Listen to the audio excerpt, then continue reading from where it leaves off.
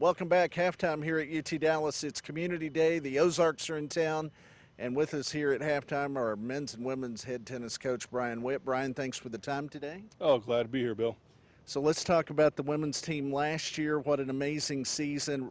I really think taking that next step and becoming a national program with the success that the women had, both by hosting a round and also going to the nationals.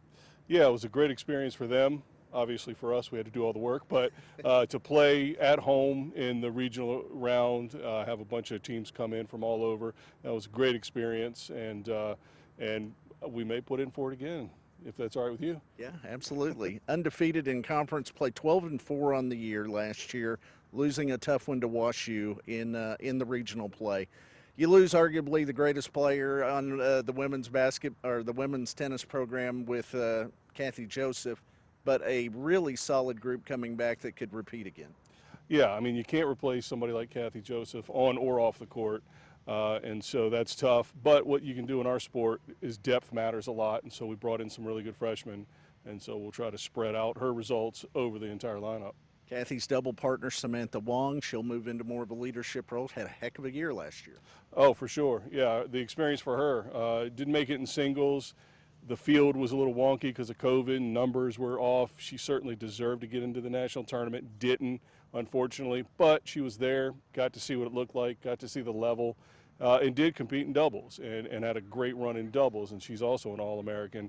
And so having that experience coming back this year is going to be fantastic. Carried it over into the fall, an ITA regional finalist, losing to one of her teammates, Suzuka Nishino. Yeah, it's not bad when you're beating each other in the later rounds of a tournament, and so that was good for our program overall. And then, of course, for both of those ladies, it was good. And for Suzuka to go on to the national event and have some really good results was a lot of fun. And that's the depth that I mentioned. You know, if you can have somebody that maybe wasn't 1 or 2 last year, but she's competing at that level, that's really exciting. Those two combined for a 22-7 record in singles play last year. Rebecca Jackson, out of Austin, undefeated in conference.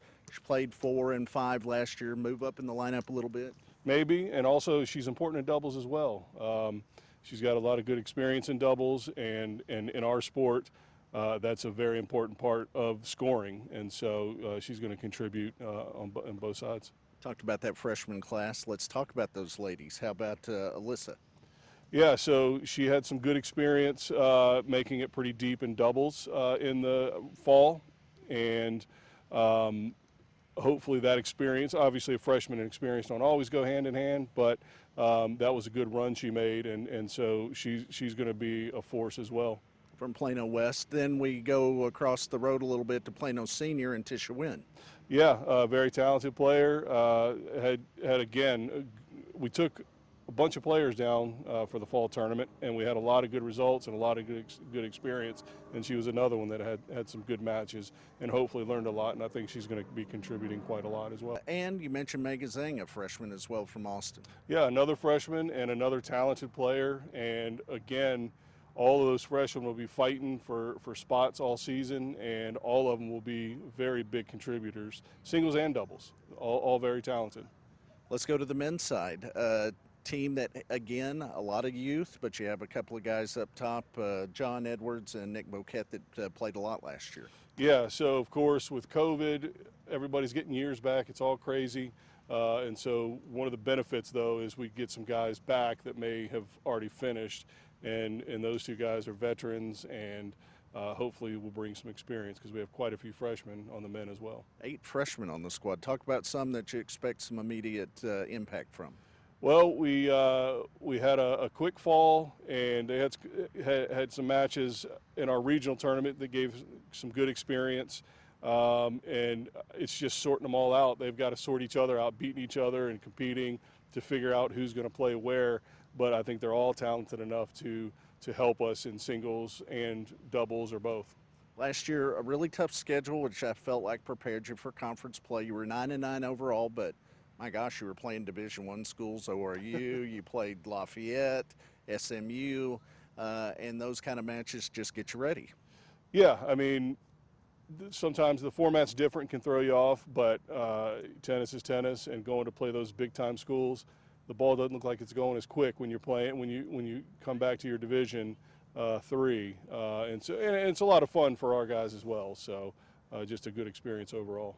3 conference championships between the two teams since 2019. So kind of that culture of the expectation to get to the finals and win.